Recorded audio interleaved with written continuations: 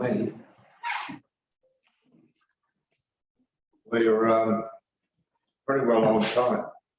We're half a minute late. Oh, okay. I just want to make sure it's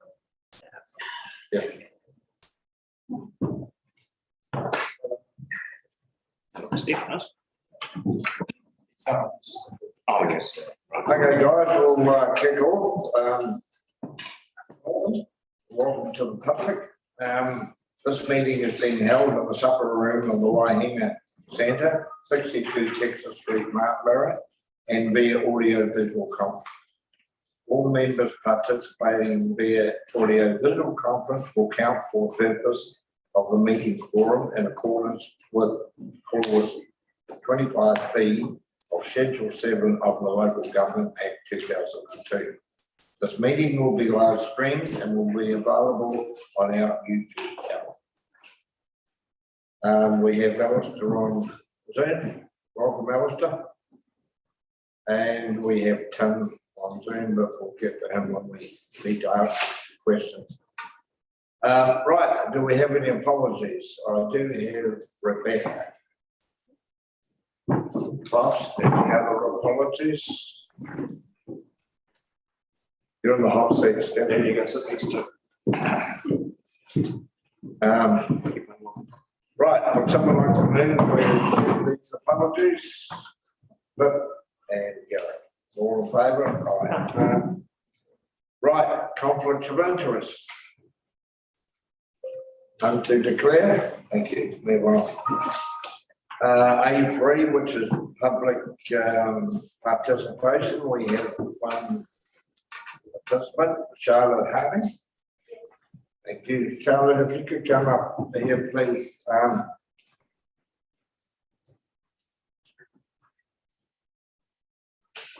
You have a last of 5 minutes now, given everyone here has read the proposal track. If you keep it brief, it gives us time to actually ask you questions. Yep. Right? Yeah. You can't take your mask off. Can I? Yeah, we can hear you.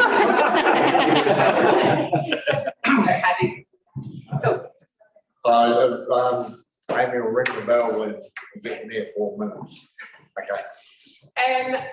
Well, I sort of came in prepared for you all to have read the meeting because we're that far ahead anyway. So I'm here in more of a capacity of answering questions at this stage, in case there are any, because I believe we're all aware of the aim and aspiration to have a pump track in the Considine Park that will be a track for all ages, all abilities, an asset that we feel that the community much needs, and although there are developments going on across the region, we still believe that Martinborough deserves and should have something for the community within it. So I'm here more from a capacity of answering questions, hopefully that's okay with you guys. Yes, fine. Right, I'll open it up. Anyone have any questions? Would council be responsible for the creation of a car park to mitigate a parking issue? Parking wise, spoken to Bryce, there's been some consideration around the pool parking that because of now the site being next to the pool obviously has some ad hoc parking. I'm not actually sure if that's totally sort of set in stone, but we would utilise that as well, and whether there's any chance to progress that and look at it. We would be encouraging most people sort of locally to arrive there on wheels and in the hope that they do arrive set up. So to sort of education in that space is what we would be doing as a group as well, but obviously we will be appealing to visitors that are here. Again, if you look at how visitors work, if they've got the cars here and they can get here on bikes, we'd be pro that, but yeah, we will have to perhaps work together with you on that. That's fine. I mean, I'm not saying it's negative. Yeah, it's just, yeah, and it's something I suppose to a degree, we've been so focused on getting the asset that some of those things, so it's continual evolving collaboration. Thank you, Charlotte, for the report. Given the current situation with regards to COVID and increase in costs, do you believe that you'll be able to stay within budget, or? Yeah, the designer that we're working with, I mean, because it will be a community-led project and we're that is how it is, and we all own that. And the community can only be asked to a certain point. So whether costs will need, the design needs to be simplified so we can keep it within the budgets that we want to keep it within. We've got an idea of where we'd like to keep it as a cost, so it doesn't get crazy, but it gives us what we want. We all like, there's that fine line of the right cost, but having the right asset and the thing that the kids need, and it not being dimmed down. So I think it's just finding that. We've got the designer visiting the beginning of July, and that's about nutting out, assuming it all goes well, nutting out exactly what the requirement is. So the older kids are tested. It challenges people, but it's also usable for toddlers on the planet. So, but it's, yeah, that's a tough one, but there's a budget we'd like to keep it within. Fantastic. Thank you, Charlotte. And you have it. Yeah, Charlotte, just one question from me. The size you've got it here in the plan, is that the be-all and end-all of it? Is that the size you're going to, is that what I'm saying, is that a first stage, or is there a second stage or third stage to go on to that? That's a concept based on the cost that we've indicated and the size potential. So we mapped out, paced out, and we went relatively small so we could get the best design for the size with the cost. It's been indicated by the designer we're talking to that was sort of a suggested concept. At the next stage will work. So it's not going to get much bigger because of the other uses within the park that we have to consider, and it'll be around budgetary. So I think the size of that, having paced out and where it is positioned, might manoeuvre on design and utilising the space to get the maximum input, but I can't imagine it would be bigger. And hopefully it wouldn't be too much smaller to have a good answer. Future years, in future years, in that capacity, it could be everybody, all the people we've talked to, it could be added on to. So if you wanted to do a circular track around the circumference of the park, or you wanted to add something on that would probably be for younger riders, there's the potential. There will always be the potential to grow it if needed. I like we've got a new location. Yes. So that's It's a hub. Yeah. Very good.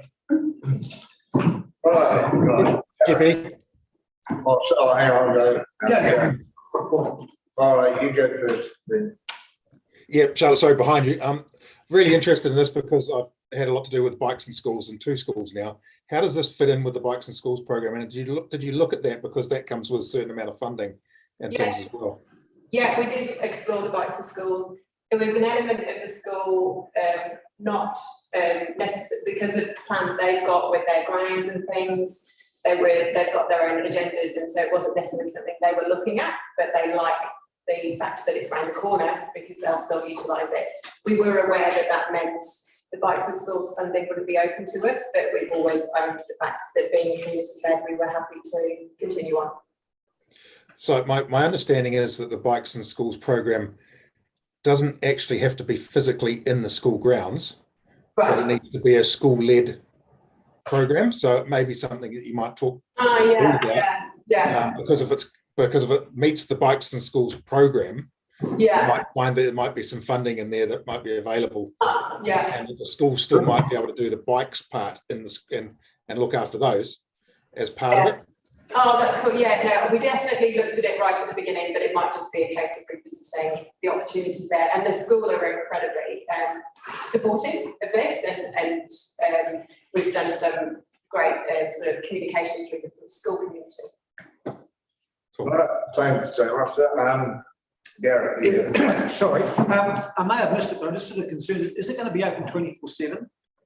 It'll be accessible as part of the, there won't be Are you any. locked at night though, or not? No, because it's part of the park. It's just, it's like coming to this park here. It's accessible. And we're all happy to go there. Well, I don't think there's much we can do about it. It's hard to reserve this area. I think it's great. Car park will be car park. Okay, Oh, okay, thanks. that's good. But the rest of the park is, Julie, the rest of the park is open to the public 24/7. So, Yeah. except for this one. Oh, well, thank you, Charlotte. My question has been asked, but I do need to congratulate you and your group on what you've done and how well you've done it. It's fantastic. Thank you. I mean, we will be discussing this and item decision report B1. You're quite happy to stay if you want and listen to the discussion. I might head off because I've got a wee person at home. Just add, I'll get you out. and I think it's part of what we were saying is there is community funding available for shortfalls if you apply and it meets the criteria. Yeah. All credit to you for doing this independently. Yeah, and yeah, thank you, Alex, because we know there's a couple of things that we can sort of legitimately go for, which is great. And there's some very committed people in the community that want to see it happen. So yeah, there's a sense of it's never been about that element. It's just about the desire to make it happen and to also get it right. So. Perfect use of concept. Yeah, it's great. Right. Thank you. Okay, cool, thank you. I will leave you, but I look forward to hearing. Thank you. Well, A4, which is action from public participation, we'll be discussing this in item B1, so I don't think great report on that. Extraordinary business, A5, we have none. We need a minute for confirmation. We are considering the minutes from the 20th of April 2022. Are there any corrections needed? People read through them. I have read through them. I haven't any corrections. All right, so do we have a mover to move that there are correct records? Alex, and I will second that. We're all in favour of that? Right. Moving on. Right. Decision reports. B1, the Marlborough pump track report. Do I have a mover to receive this report? Pip and Gary. All in favour? Aye. Okay. Carry. Right. Once again, I need to congratulate you, Bryce, with your effort with the Timber pump track. I mean, it's driven for the right reasons and well done. So is there any comment you or Steph would like to make on this? No, probably the only cost for us will be the public toilet.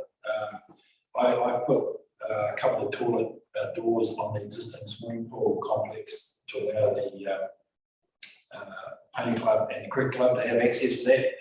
I certainly don't want that to happen when we've got teenagers and stuff there. So I'll be staying permanently locked. So council will be putting the toilet at cost.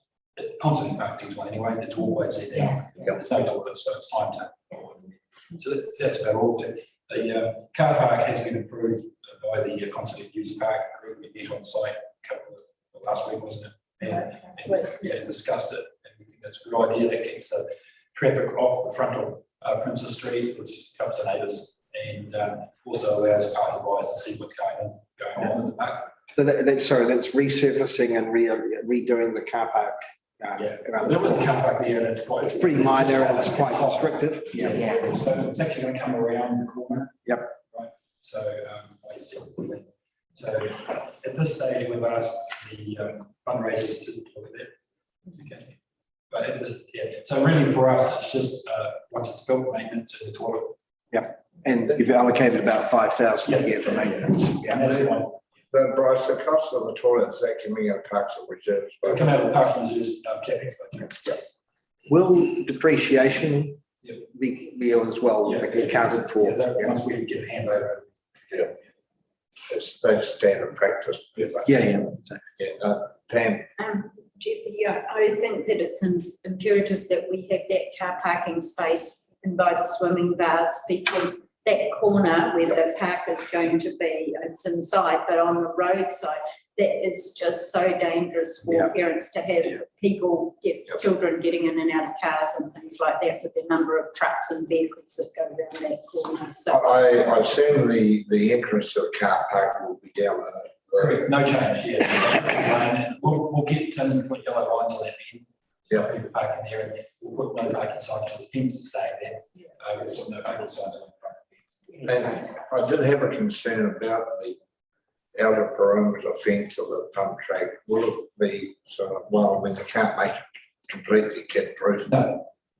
I think the lighting and stuff is something they're going to set up a group once it's approved to a formal group to decide how they're going to run, how to build it. So that'll be discussed about lighting and stuff like that. I think it'll be interesting to see whether that drives visitation to our swimming pool at the same time, being more of a hub area for activity. Free swimming. Yeah. Go and have a bike, go back out. I think it's a nice bit. This is great. And I mean, the comments from people I've talked to in town are really favourable towards it anyway, so.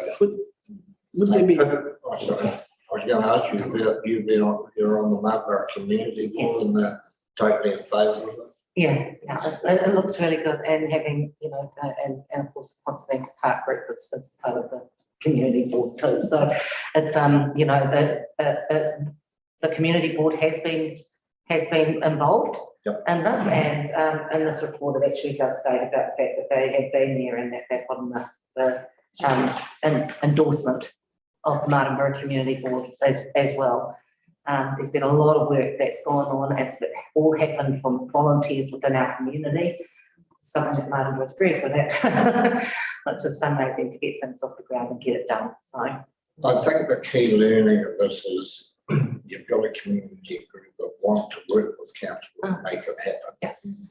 And we are fortunate enough that we've got the staff with the capability of making it happen too. So well done to both parties, Alex. I'm just running a question for Bryce, whether or not we could consider, given this, I always felt the entrance to the pools was tucked away at the back because when we were paying, it was close to a kiosk, whether or not we might want to look at whether we change the entrance to the pools closer to the pump park. Something we can look at. Yeah, because it's tucked right down in that corner. Yeah, and it aligns with the entrance way the historic entrance. So that's got a good idea. Good answer. Now yes, good answer.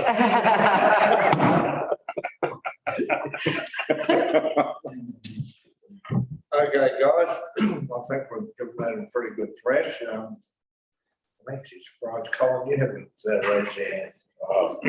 I've been listening intensively, but I'm not in on this other than being a guest around the table here. Well, he's hung his bike up. He's hung his bike up. No, I reckon it's wonderful, and I love seeing community initiatives driven like this. It's amazing. Yeah, so we do the same in Featherston. I've moved 1 through 4. Yes, I was going to ask that. So we have a mover for recommendations 1 through to 4. Do we have? Yeah, I'll move that. Alice, are we all in favour? Right, aye. Against? Carried. Very good. Right, we now information report. I just wondered, time to shine. Mr. Chair, I just wonder if we would just reverse the order and do the water report. Yep. Because we have visitors here. And Well, yes. Yeah. Well, yeah, good idea. We're all happy about that.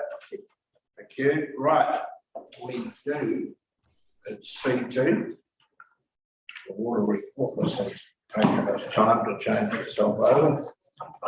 Fill up. Yeah. Nice to be here, by the way. Yeah. good to see you, Tom. Drive over the Better on those Zoom things. dog with a bone. I'm still watching you, Harry. Yeah. Right. And we also have Gary on the much of love Zoom. So welcome, guys. Would someone just like to move to receive this report? And I will second all in favour. Yeah, carried, so, yes, welcome. And is there anything you would like to add to the report? No, I think we feel like we're starting to trickle along on a number of fronts with the council, and I'm feeling very positive heading into the next couple of years that we've got some plans coming through and how to lift our quality of services and get some good projects underway for next year. We're not starting to make some traction, which is cool. Thank you. Yeah, I've actually got a wee question here on what is MBBR? Membrane biofilm. Engineers. It's a Movable bed. biofilm. Yeah. Okay, got it. Thank you. The It's a flash over. A flash, I was easy to say too, MBBR. Yeah, it's a big filter. Right, and it does say on there that you're going to make a call at the end of June to extend that trial. How's it gone so far? Well, actually, to be honest, I haven't checked in this month on how we go. Have you heard from someone else, Stephen? We've only got very preliminary data, Chair, on the trial thus far. The MBBR, as you know, is a way of controlling nitrification in the plant. So it's a way of reducing nutrient load in the process. And the full diagnostics going to be available to us fairly soon. Yep. And then we'll be very pleased to share that with you. It's a very important, I mean, you've had the presentation already from the project lead, Simon Cartwright. It's a very important part of what we're trying to achieve in understanding the limits of the existing site. And if it does work, you'll be aware that the next question will be, is it scalable? And is it a long-term solution that can be used on site at scale? And so, that's the purpose of it. Looking forward to the data in June. Oh, that'd be great, yeah. Is it being used around the country?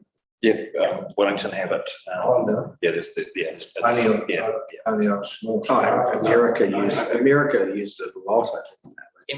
MBBRs are commonly used, well-proven technology in wastewater treatment.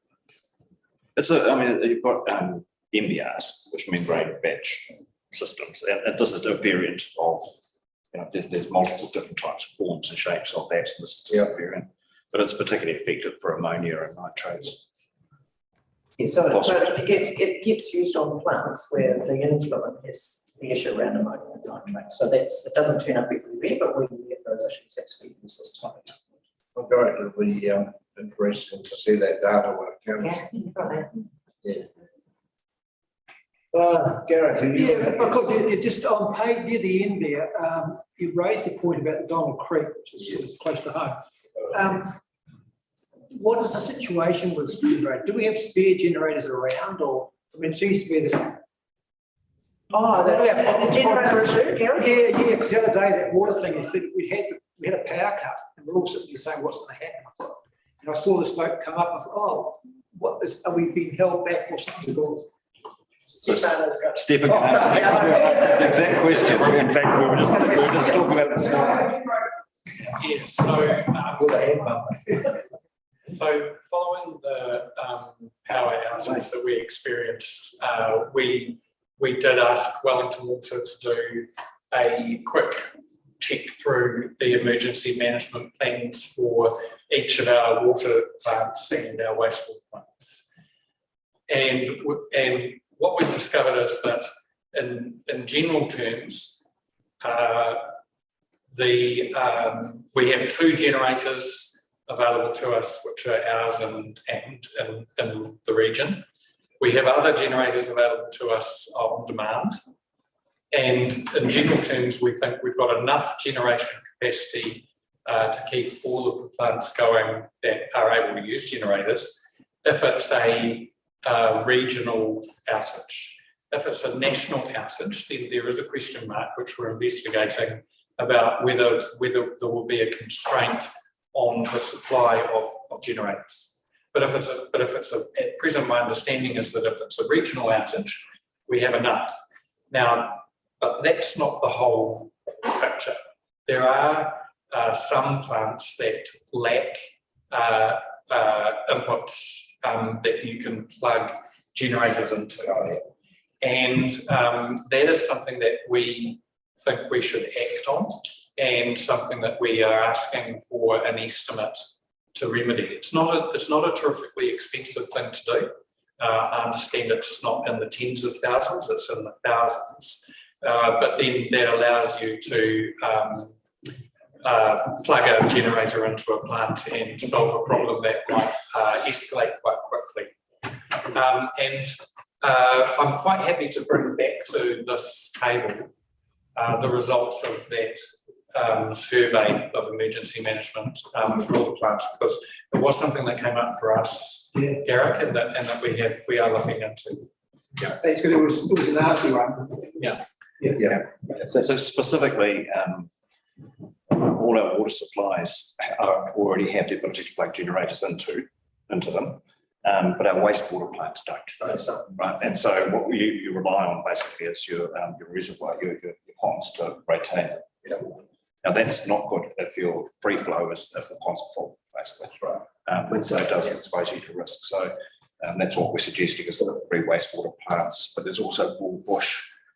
It's a manual valve, isn't it? And so we want to put a battery, basically. A battery. There are some valve solutions that help across the plants actually, which we're looking at, changing the valves to one-way valves. But that bull bush, we need to make that an electric automatic valve.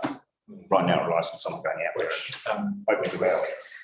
So they're available, those sort of types. They're available. It's just this latest outage exposed a couple of vulnerabilities for us, and we're working with Wellington to remedy that. And it would have, and the generator would have fixed that.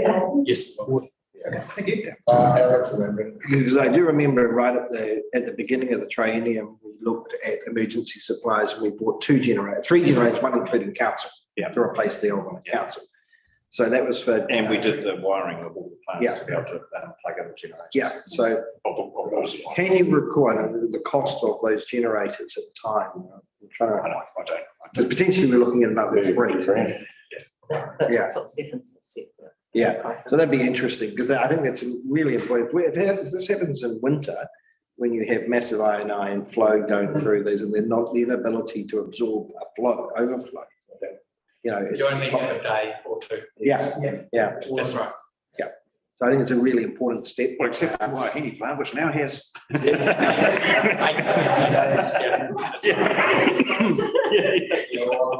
great having that up and running. Brendan, So are you looking at getting a kind of like a UPS system getting in there, and then the ability that once it kicks into a UPS, a generator can be installed?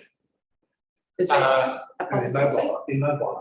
A mobile I don't know. generator? The generators will be mobile generators, because you need two generators to operate a plant often, and we need the ability to move them from plant to plant. Even if we have additional generators, that'll still be the case. So the generators will be mobile. Other than that, councillor, the only other thing I'm aware of is we need the ability to plug those into all of our wastewater treatment plants, which requires a wiring solution. So it's compatibility really, isn't it? Making sure it's compatible with each station. Yeah. Okay. And you said that it's not a huge cost. There is a cost, but it's not. I wasn't talking about purchasing generators, but the other work is not comparatively high cost.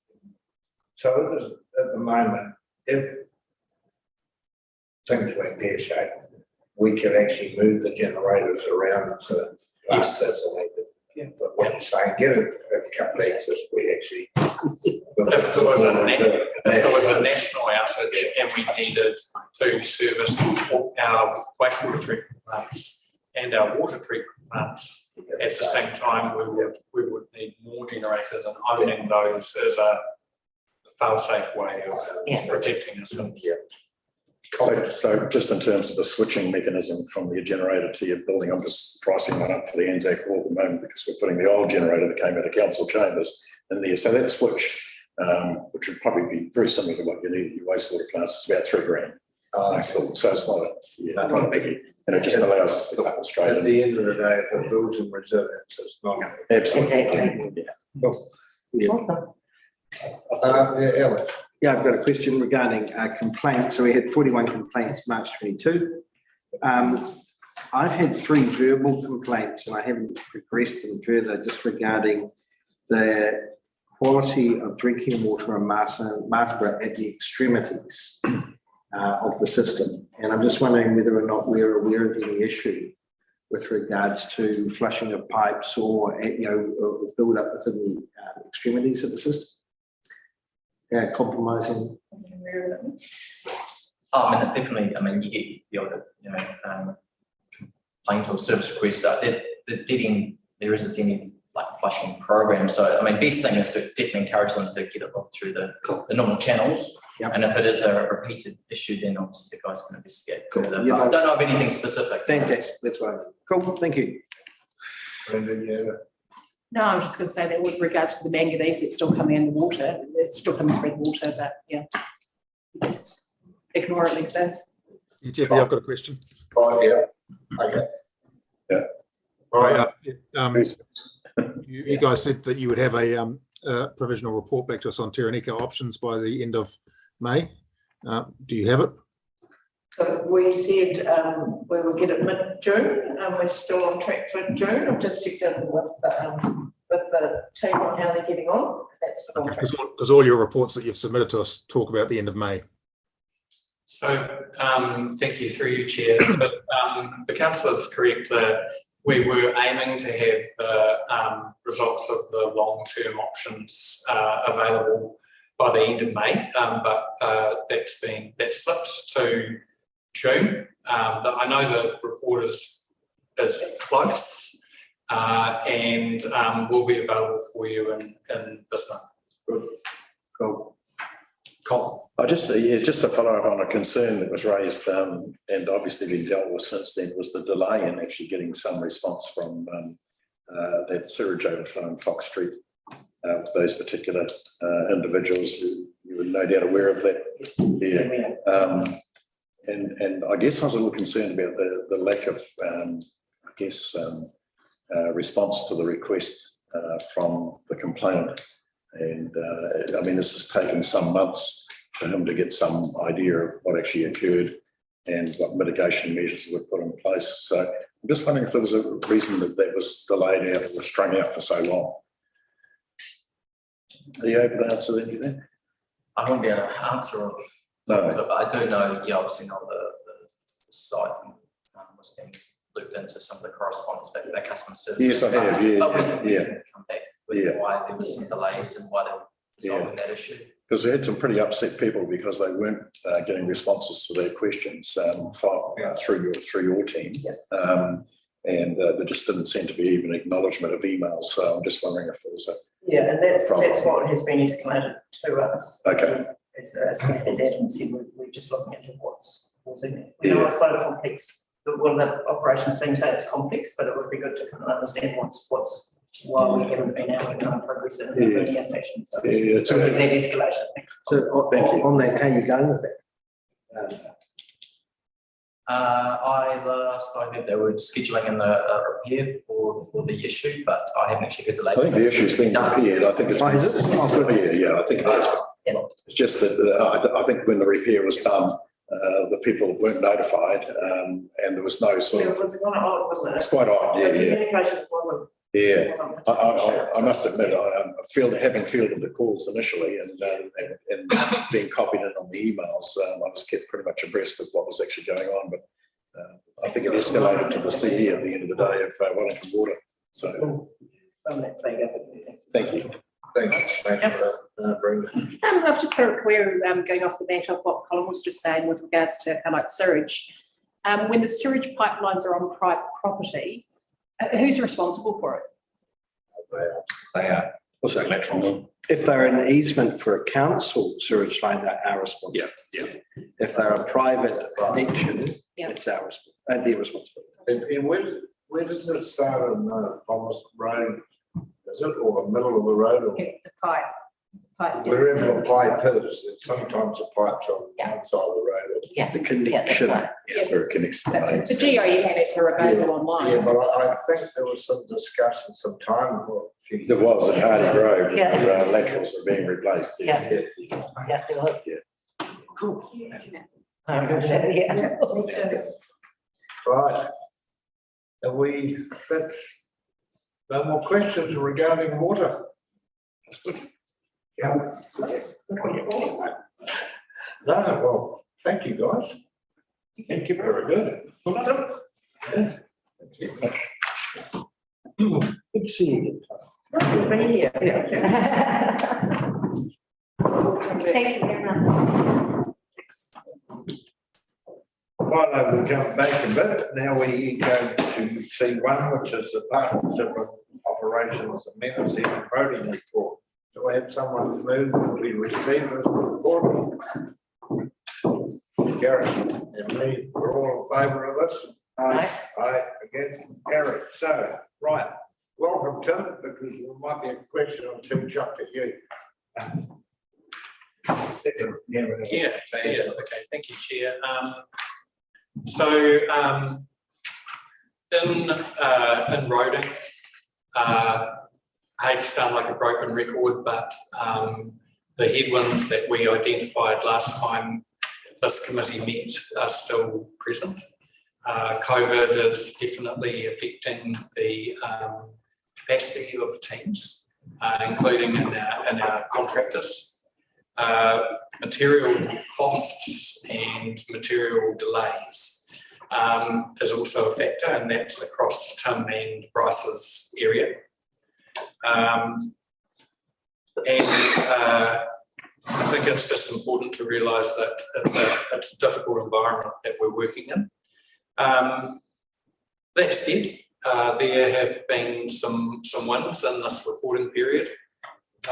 Tim has been very busy with the emergency response to the damage that occurred to the Cape Palliser Road and making sure that that road remained open to traffic and was not going to be more severely compromised than it was quite an effort for Tim and the team, and I think we can count that as a win. You'll also be aware that perhaps that the Eco Reef installation has held up well to those sea swells. There was the gouging at either end, but that's common with any immovable structure that you put in front of the ocean will have gouging at either end, whether it's an Eco Reef or a seawall or what have you. But the installation itself has held up. So our trial has had its first test and passed pretty well. So the sooner we can deploy that fully, the better in our view. In the amenities space, Bryce and the team have completed the Hauriki Marae project, and you'll see some photos in there on the Tauharanakau Bridge, which is looking fantastic. So some large PGF funded projects that Bryce and the team have got over the line. And then just finally, for the committee, we are including a section in our reporting on community development for the first time. We felt that this activity is sort of getting to a critical mass now, to the point where the committee should be appraised of it, and you'll be interested in some of the things that are happening.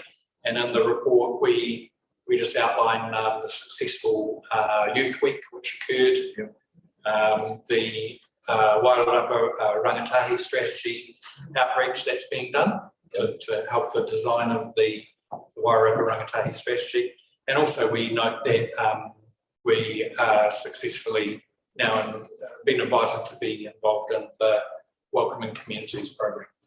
So I hope you enjoy the material on community development. With your permission, it'll be a regular feature of our reporting now. That's great. Just give you that visibility that you need.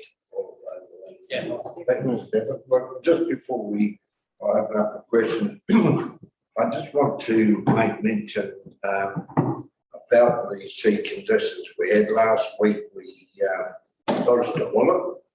The swell was nearly as big as predicted, but it didn't coincide with high tide.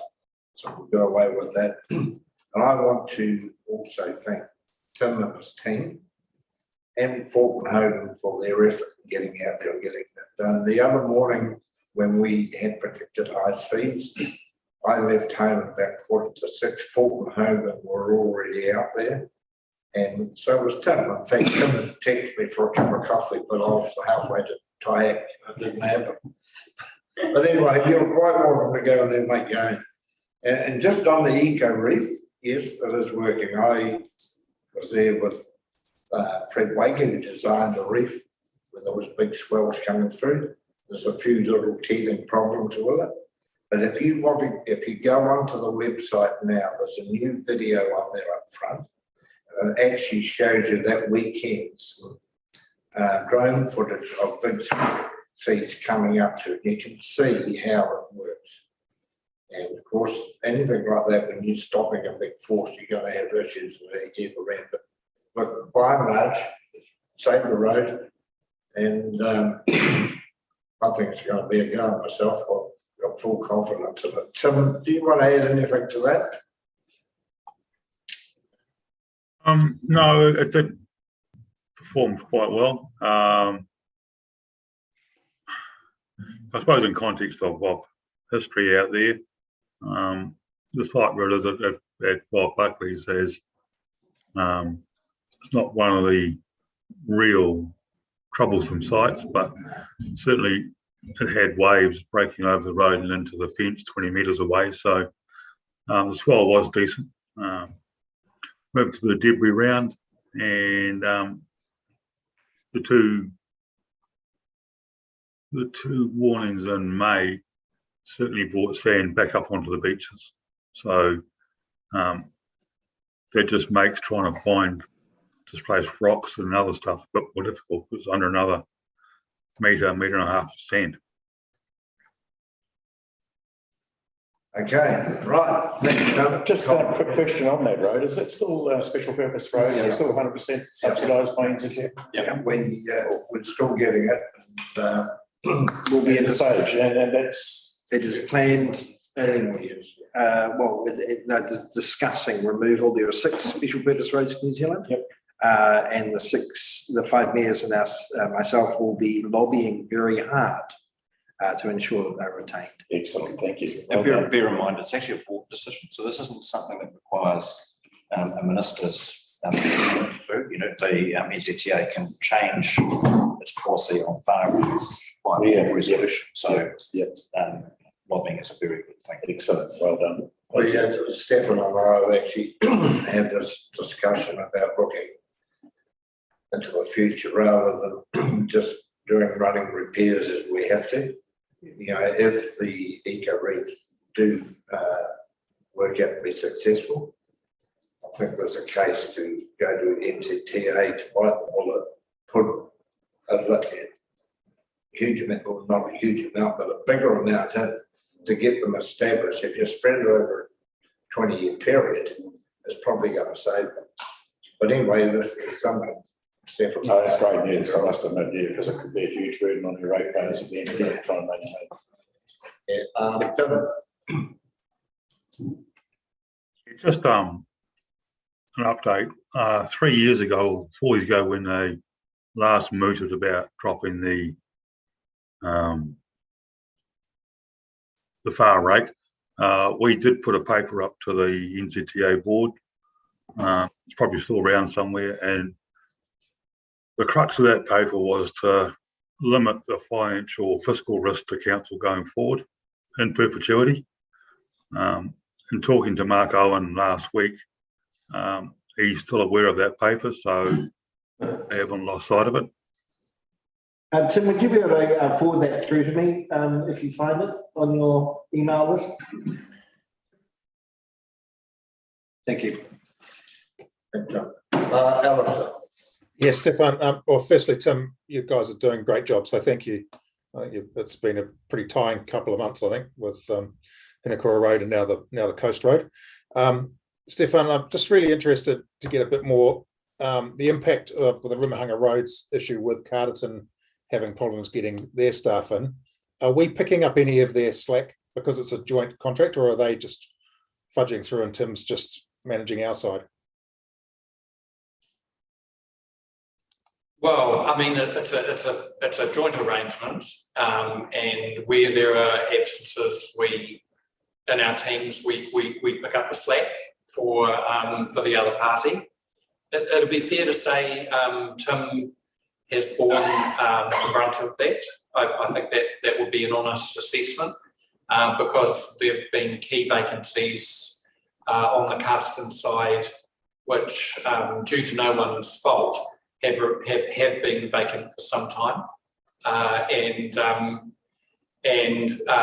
Tim's had no option but to pick up the slack. We are pressing both Fulton Hogan and Carterton District Council to fill their vacancies as fast as possible and helping them with that, because that's the the only solution really is to get people in to those roles as fast as possible. But we are picking up some slack at the moment, and it is putting the team under pressure. I suppose there's a difference between an absence and a vacancy, and there's been a vacancy for a pretty long period of time now with Carterton, so we can't really call it an absence. It's a vacancy. And what is the impact upon our staff? Actual impact, and are they all right? Because actually, we're not paying our staff to look after Carterton. We're paying our staff to look after us, and if Carterton can't manage it, then maybe we've got a bit of a problem that needs to be resolved at maybe mayoral level. No, I think Councillor, it's I beg to differ on, and Tim will have a view on this, of course, but it has been they have been roles that have been very difficult to fill. Johannes's role was very difficult to find an appropriate person in that role, despite everyone's best efforts. And then, of course, Johannes was found. He was fantastic, really, really strong acquisition, but now has left, as good people do, to take the infrastructure manager job at Carterton, and there's another vacancy, and so we're back to square one and trying to fill it again. But it is a result of staff churn, and we are trying to fill those positions as quickly as possible. And if the same happened on our side, it would Carterton would, I'm sure, step up and do the same thing for us. It does have an effect on our team, and there are vacancies, there's COVID, there's an increasing amount of work pressure with the program, and it does add up. I think the team is okay, but I leave the final comment on that perhaps to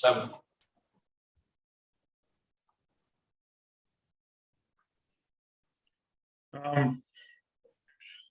Yeah, well, it's hard to say really, but I suppose workload, there's an awful lot we're not doing with regard to lots of minor stuff, and emails and phone calls come in and you prioritise them, and if they're not urgent or in your eyes, they just don't get done at the moment, and it's been like that for quite some time. Are we giving the contract due diligence with regard to Fulton Hogan's outputs? Probably not. Just haven't got the feet on the ground to do it. Thanks, Tim. Thanks for that honesty. So there's the issue to my mind is that we're not meeting probably our end as well as we could, and so there's a reputational risk at stake here, and it's not just in the roading. And granted, roading is our biggest single spend in our budget, but when we look at the in the building side, we're covering Carterton's gaps there as well. And I just think, Alex, I'd be interested in your comments on this, whether we are taking a bigger share of the risk here because we're picking up slack that Carterton's not filling. And really, I don't care what Carterton's problems are. They're Carterton's problems, but Yeah. yes. As Chair, look, you know, a collaborative partnership has gives and takes. We know that possibly over this period, we've been helping out a bit due to staffing issues. I'm sure it'll come around to our side at some stage in the future. So I think we'll just carry on in a positive way. And if it becomes an issue, I'm sure Harry will bring it to our attention from an operational perspective. So Harry, have you got any comments? Oh, I mean, obviously, we've put into the annual plan, which you'll be aware, some additional staffing to support Tim. And so we recognise, you know, from our end, regardless of Carterton, we need to look after Tim and Ben. And, you know, the roading demand is increasing, our budgets are increasing. And so you have taken an action in terms of making sure that we're resourcing this area well. And my understanding, and correct me if I'm wrong about naming a name, but an offer has been made to someone to actually fill Johannes's role. So I think the C is making a good point there. Far beyond any question of Carterton, you know, making demands of us, the real issue in terms of pressure on the team is the workload that comes from South Wairarapa District Council to Ruamahanga Roads.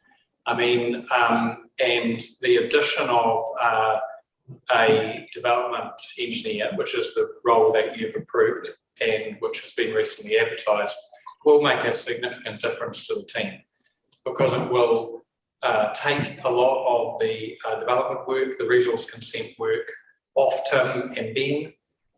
It'll be dealt with by a dedicated person and allow them to get on with the work they're supposed to be doing, which is delivering the roading program. And then in addition, as Harry said, the role, Johannes's role has been filled, and a person has accepted an offer, and they will start in early June, which will also help a great deal. And just a couple of things to the report, Alistair. We're not picking up any of Carterton's building control functions. They still do their own building control functions, so there's no, there shouldn't be any doubt that we're not picking up any workload from Carterton regarding that. It's just to complete that. Yeah, and you raise a good point. We're 3/4 of the network, aren't we? Roading network that's being. The main thing here is the thing that's unique to us at Carterton, which is a problem that Carterton probably wishes it did have, is the advice we have to give to, you know, so that we've got building consents and subdivision consents, and they require advice relating to the roading network for the subdivision and those types of things. And so that's a unique workload for us. That's essentially what Stephen is referring to. But in terms of the funding of the position, you'll recall that was an area we never charged a fee for.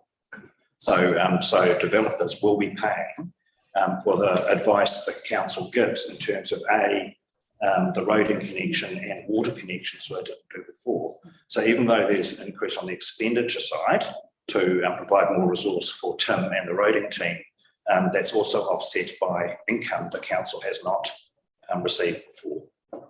So I just want to just put that in perspective. Is this an area perhaps where FAR should be involved, Mr. Chair, maybe that in terms of reputational risk? Look, I know Tim and his team work extremely hard, and I've known Tim for a long time, many years, probably more than most of you around the table. So I know how hard he works in this area, and I can tell when he is getting tired. I've seen it in the past. So, you know, we behoves us to make sure that the risk that we're facing as a council is not all on one member of staff, and maybe that's somewhere that FAR needs to monitor this. If I could say that if Harry brings it up as a risk, then I think that's when it comes on. I think we need to leave it to our CEO to monitor and work with Stefan on these areas. I'm sorry, Alistair? Harry, on the building control you just discussed, do you think that will change under the combined district plan? No. So the district implementation of the district plan is through a planning partner, so it's resource consents. So that's that area. The building control relates to the Building Act requirements, And so, that's inspecting sites, processing the building, consent and those I types. wonder why that's not consistent right throughout the council side. It is. Well, it's supposed to be. It's supposed to be, yeah. What we were proposing with Carston in that area was to, if you like, harmonise or have common practice. Yeah, so that started off with, which we had, starting with the same IT platform, which was a customer interactive platform, simply. So everyone's using the same thing. Simply, Carston was and Marston used Simply. We weren't, and that in itself has been a big shift because that's a direct way that people, our customers, can interact with council through an electronic medium rather than paper files. But it also gives people an update about where their building consent is actually up to. It saves a whole lot of inquiry and things. So, but the basic idea was to make sure that we're all doing that job in the same way. That was the intent. So it's more of an integrated service. That's what we were proposing to do, than a shared service per se. I've got some other questions. You want to move on? Can I? Move on. Cool. A couple of things. 3.2 footpaths and cutaways. It was mentioned at the Featherston Community Board concern that cutaways during footpath upgrades weren't being done. I'm not sure about the correctness of that, but there is a process we go through, and where there is disabled access to footpaths at street junctions, that does occur, doesn't it, Tim? Yes, it does. I think if you cast your mind back over the last few years where we had some additional funds to improve footpath maintenance in the 3 towns, there was a number done around all 3 towns, so we are on top of it. And any new works are compliant. I'm just wondering when the presentation that was given may have been interrupted, taken halfway through the works being completed, as opposed to it just being absent.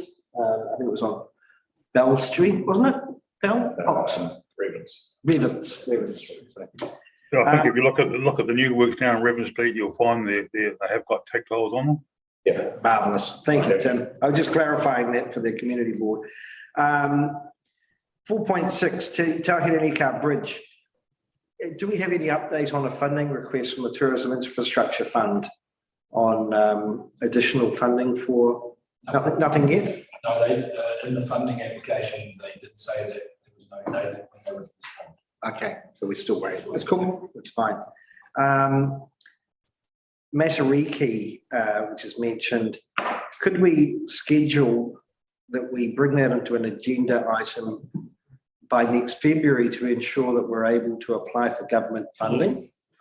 Because we missed out this year because it got opened and closed in 3 weeks. Yeah. And we weren't ready for it. Is that Matariki funding? Yeah. Opened on the 3rd of March, closed on the 28th. All right.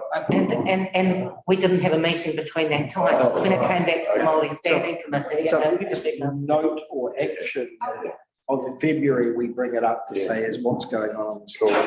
And the other one, only other one was 3.1. It's been to 2 council meetings and a couple of community boards that we say spaying instead of spraying weeds. If we could correct that. The other question I've got, probably for Bryce, 4.6 Wheels Park. It says that we're awaiting. Oh, it's gone further than that. So it's on Gets. We've asked for interest. Yep. We've got a response. Cool. Just a little quick update on that. I've actually run a couple of civil companies just to get some feedback on timelines and equipment. Most of the guys who could be interested, they can't start until mid to late next year. Wow. So this is going to be quite difficult. So we'll just. I missed that, Bryce. Say that again. Mid to late when? Mid to late next year, if they. Next year. Yep. So obviously there's other companies that have showing interest. So once we make those, then we'll punch out all the design stuff and all the documentation so we can get a better idea. I think it's going to be quite hard to get a quote on how costs are rising every day, basically. So we'll just see what we come back with. I suppose once we get a price, then we can go back to the community board and to the community and say, this is how much money we need to start raising, which will be good. I'm done. I just wanted to carry on. Can I say the next one out, carrying on from Alex, just the car keep, do we have a timeline on car keep? Oh, yeah. So Carkeep, I contacted them last week because they had contacted me. Yep. And they just snowed under their electricity held at the moment. They can start in COVID. So I've been waiting for a visit. That's the next stage. They're going to meet us on site and go over what we require to do, but they haven't just organised it. They were supposed to have opened the Peace Gardens 2 months ago and they haven't done that yet either. Okay. It's just due to the COVID and business. Yes, it's certainly of interest to, you know. Oh, yeah, we know, and we've got funding in the long-term plan there. Yeah, no. Standards.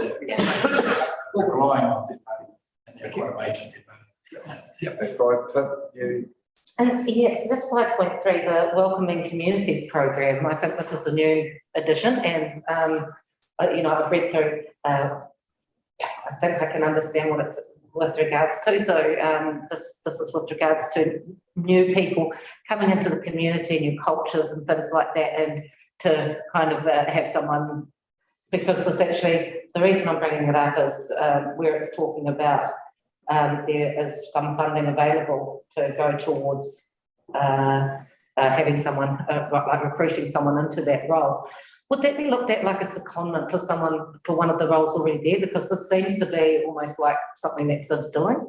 So, you know, I look at this and I to me, it's almost like something that can be pulled, but would we still be able to get the funding? That's what I'm curious about. Or would it have to be a brand new person? Because I think that then we're just ending up with apples and apples rather than. Thank you. Thank you, through you, Chair. So our entry into the Welcoming Communities Program is a real positive for us. It attracts, as you know, $150,000 worth of funding, $50,000 a year for 3 years. Steve, as a community development officer, isn't currently involved in that kind of activity. This is a dedicated program to make sure that people who are new that come into the community are properly connected, feel like they belong, are connected to opportunity in terms of employment, understand services that are available to them on an individual level. And it's something that NB has piloted last year and Custom was involved in, and it was a very positive development, and that's why we tried to be involved ourselves and have been successful. It will require us to recruit a coordinator, but they will work very closely with Steve and the other community development coordinators in the region. But it'll be a new person, and they'll be responsible for putting together a strategy, a program of work and comms, which are all part of the demand that NV puts on us in return for providing this funding to us. Can you see it as a joint venture with the other councils or just stand alone for us? It's standalone for us in that it's our funding and we'll put our plan together and we'll be concentrating on the impact that we can have in our communities. But the person will be liaising really closely with other councils, particularly those in the region that have already got their programs stood up. Yep. And you know, obviously there's some synergies there and some learnings there. And that was one of the things that I was going to ask you. You brought it up, about the fact that Carterton had already taken it up last year, you know, a neighbouring council, and I just think that there would be some learnings that we wouldn't have to kind of go over again to be able to do that. And this looks like something really positive to me. I like the fact that it's really embracing of our Manawhino and Hapua as well, and you know, to get understandings of the full history and have those stories told. And I think it will be absolutely fantastic. But I just wondered about, to me, it also seemed finite, I guess, which is why I was asking, was it just going to be like a project, you know, someone that comes in kind of gets this set up and then it goes to someone else, or? I mean, I would suspect that if this is a massive success and we see the community benefit and it aligns with our for well-beings, then it would come into our LTP to look at continuation. If the community is seeing benefit from it. I can see a role share with our new Maori, the liaison officer that will come, because I guess these two will need to work together a bit on this. Oh, yeah. As part of our consultation share, we sought the support of the Māori Standing Committee, and we talked with iwi, with Mana Whenua directly, and we did receive that support. And one of the things that is going to be very important is how we work with the new Māori liaison officer, as well as other councillors on this. So we have that in our sights, but the first step is to get the person on board and get them to start co-creating and working with people on the strategy. Cool, thank you. So how are people identified as being new into the community? I know that when I moved into the community, the police knew about me straight away. It's what they do. When someone new, it's actually what they do. No, but it's one of the things that the police actively keep on top of. Who moves into the community and what do they like? Not everyone. Everyone actually, Alistair, everyone. Yeah, they do actually. They do, you're right. Yeah, they do. Real estate agent. Yeah.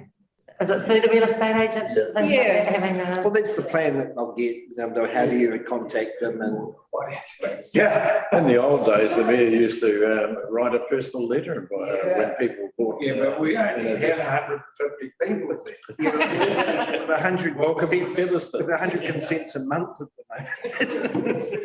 I know. Well, we'd have to find out how they are. But that'll be a role for the person that takes up the position. But the only reason I knew that is because I had someone working in police. So.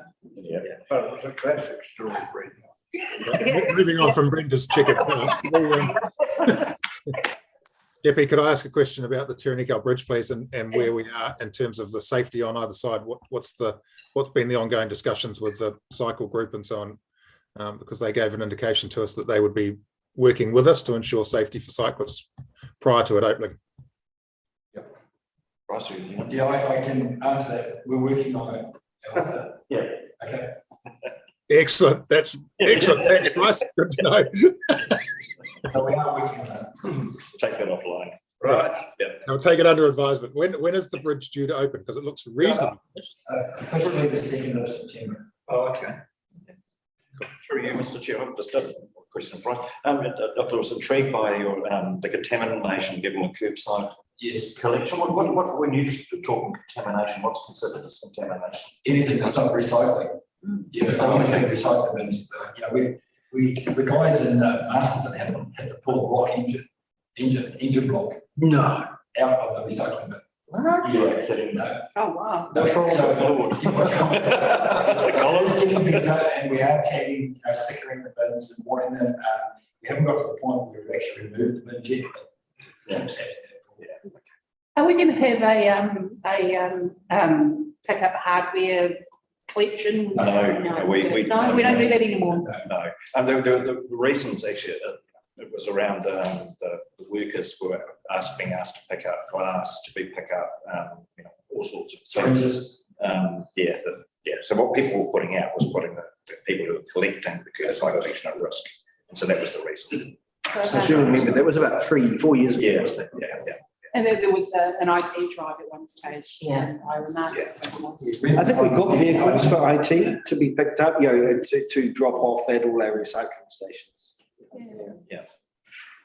But I think part of the contamination can even be where you've got your recycling thing, that's your plastic, your tins and your paper, and then somebody throws some glass in there as well. So that's a contamination. Yeah, There's that a comes through. cycle, day of cycling, and they don't have the capacity for glass in that container. But an engine box recyclable. What we have noticed. Just might be, but What we've also noticed in rubbish spaces that the park bins seem to be.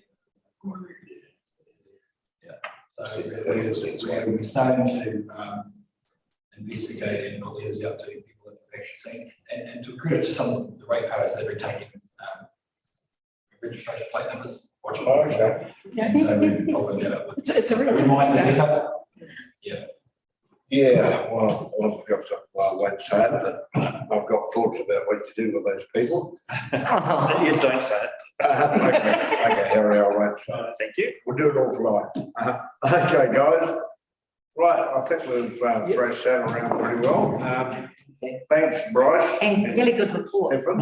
Yeah, thank you so much, so much. So much Thank you. Yeah, I would think. And also, could I mention that well done to Civ for the application Yes. for the welcoming communities and getting that funding. It's not easy to get, I don't know. It's not. So that's great. Right, we shall move on to C3, which is the action item report. Do I have someone move, Alice, or do that? And we're all in favour? Aye. Carry. So, right, here we go. Open it up for actions. Nice and short. Beginning. Yeah. You must have got the beginning. You've done all I noticed that round the run. Can I start it off with? You can, Pam. Please, 161. Where are we at? Probably this is directed at Steph and through you, the chair and GB.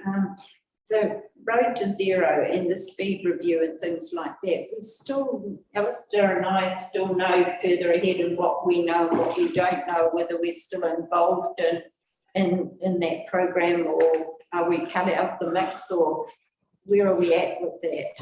Please? I had a chat with Emma Spate yesterday. She was at the Leadership Forum. And I think she mentioned that they would be coming out with the results of all their consultations and plan in 2 weeks' time. That's what I heard. Okay. Yeah.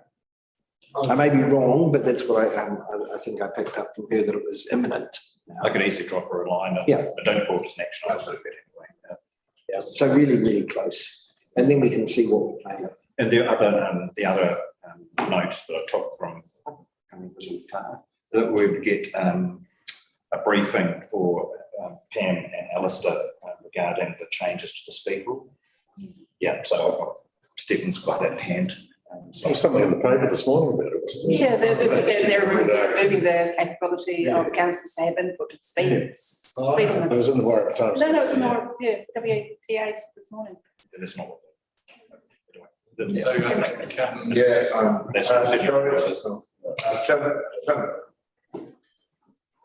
Yeah, if we go back a couple of steps, I've been quite heavily tied up with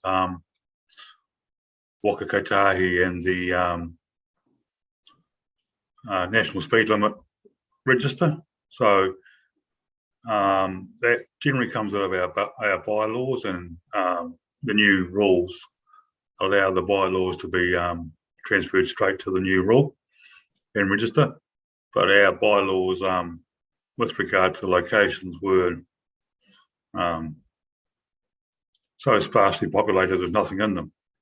So what we've done is firmed up what's on the ground with regard to current speed signage, and using those as our current speeds in the new register. So got all those locked and loaded. I just want some more comments on making sure the signage is correct. It's in the old 100, 170 and 50 brackets, and the signs are in the correct place. We've done that through Google Maps and CoreLogic. So I just need to finalise that, and that goes to the director for implementation into the speed register, and then the speed review can take place once that's done. So there's been a lot of work done behind the scenes, and with regard to the speed review, we've locked in Sam Wilkie, who's Tonkin and Taylor, to run it for us, And I think there's an awful lot of work in behind the new speed rules that council needs to do with regard to speed management plans and implementations. So don't underestimate the work involved in that. I'm not, that's what I was scared of. Yeah, no, thanks for that update. I guess where to from here with it, Stefan? Well, I mean, Chair, operationally, we, Tim and I have made a decision to progress that as quickly as we can. The precursor work needs to be completed, and Tim's neck deep in that at the moment. And then the only other thing that's sort of stopping us, I think, is what we discussed earlier, which is resource to take on something of this size, and it does implicate other parts of the business, particularly comms. And so it's just slotting it in. You'll be aware that things are pretty busy at the moment. It's just slotting it into the right place in order to be able to get the right resource on it. It is a priority. We've waited too long for it already, but Tim and I and Harry are very conscious of that. Where's Carterton sitting in on this? Because we're obviously doing this in joint work with them. Yeah, I suppose the National Speed Register, I've worked through theirs as well, so they're exactly the same position as us. And in discussions with Carterton, they are looking at progressing their speed review and not engaging with the community until after elections. So that's something to consider too. Okay. So if Tim and I can help, Alistair and I can help Tim in any way, then sing out. Yeah. Thank you. It's a kind offer. I'm not very good at singing. You can hum. You can hum, Tim. Alex. Action item 301, which has been action, but I'm just wondering whether we could change that, which is the Eco Reef, to receive a report on the success of the trial and discuss the implementation through problem areas along the coastal road. I think you're right. I think, it's well worth keeping abreast of the progress on that, how it's going. But I guess I didn't bring it up because I drive past it twice a day. I get my own brief. Look, I had one. Can I speak to that, please? Yeah. Our resource consent through the regional council has got numerous conditions with regard to reporting. So yeah, we need to report to them, I think, on an annual basis anyway. So based on performance and findings, so that will come out of our consents naturally anyway. Yeah, cool, but it's more that if we're quite sure that the report is leading towards it being successful, and to take into account the concept that we want to be implementing them when we're repairing the road anyway, we can then work with Waka Kotahi to have a plan going forward on expenditure. That's probably, I'm sure the consent has reporting provisions. We kind of want to make sure that we're at the leading edge of implementation. And I think our consent also has specified locations which we can't go out of. So, oh no, I'm talking about further consents to extend. That's an internal thing to talk with them about. But it's as long as we know that it's successful, then we can open the negotiations with MSP. Yeah, I think there's been quite a bit of interest nationally. I've had numerous questions about it. So, yeah, it's starting to gather a bit of momentum. And the regional council, their consent process was very onerous, but they can't see the bigger picture that if it works along the coast, it will work along their rivers and whatever else to do any scour protections and bridge protection work. So the bigger picture isn't only just coastal protection. Yeah, I think given that how important this is, particularly along our coast, yes, and we are relying on it being very successful, I would suggest that every assets and services we could have Heads up. Just, I think Stefan will, he does a partnerships and operations report. I think what you're essentially saying is you just want to make sure that, what Alex is saying is once it looks like it's certain it's an effective solution, that we don't just wait until we put all the reports in, but we start getting the next stage going. Yeah. So I'm not sure you need an action. no, It's just saying an action. otherwise it sits here for, and it's a note to that that's that. I mean, we see it in the report on the Hanakura Hill, it's just an update, we just need to. Yeah, to keep us on top of it. And the other thing is as well, like it's, we've been getting the information coming through about the swells. So we know that they're coming. And so it's kind of like even just, over this time, there were these many, swell warnings or whatever that happened out at the coast and how the eco reef held up kind of thing, like around the area. Something really basic like that just kind of keeps us. You don't get a report from me for a big swell, it's taking the house. Just a matter of form. So the minutes will report your desire to be informed X, Y, and Z. It doesn't necessarily need an action to reinforce it. So otherwise, that's how you end up with a list as long as it gets longer and longer. Because we're interested in this. I just want to know about it. Oh, you suggested it's your fun. Well, you're right. So I'll just leave it in the minutes.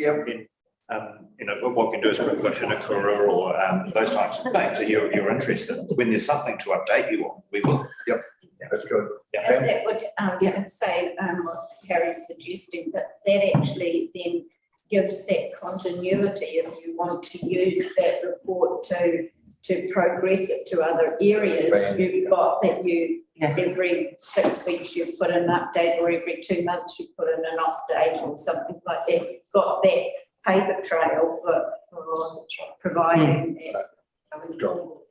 Right, now I just said on action number 15, how I was going to ask for some water. They updated that. Oh, they did. So that was the chair, that was the workshop where you'll receive the report on long-term options. That was due end of May, now due in June. So should we amend this to say by end of June? Yeah. Right. Can I ask Tim just for an update on the footpath for Greytown? Are we still on time, on target for that? Yeah, still starting this month, by all accounts. So, yep. And I suppose as an aside to that, I had quite a meaningful discussion yesterday with regard to Reading Street and the Orchards development. Yeah, how's that going? It's going quite well because they want approval for the next stage, so they were quite meaningful to make improvements. So the outcome there was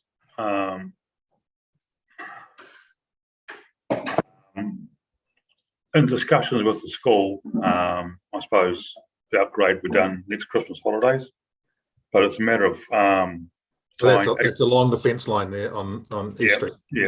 Well, Reading Street, sorry. Reading Street, but they can't get a committal out of Higgins, so we will probably go to the market with that, or Calibre will. So I'll have discussions with a couple of other suppliers to gauge their interest first to see whether the cost of going to the market is worthwhile. But I would think, knowing how competitive they all are out there, someone would love to come in and do work that someone else couldn't do. Okay. Could you just keep me up to date with sort of a provisional start date for that crossing, because it's very, very topical in town, so I can keep the community board up to date. Thank you. Well, guys, I think we'll thrash things out, and thank you, Stephen, for that, and Tim and Bryce for your input. That's very informative. We are now going to move into public extruded. So would someone like to move that we go into public extruded? And so we're all in favour? Aye. Right, we'll just wait. Do you want to take a 5-minute break while we switch off the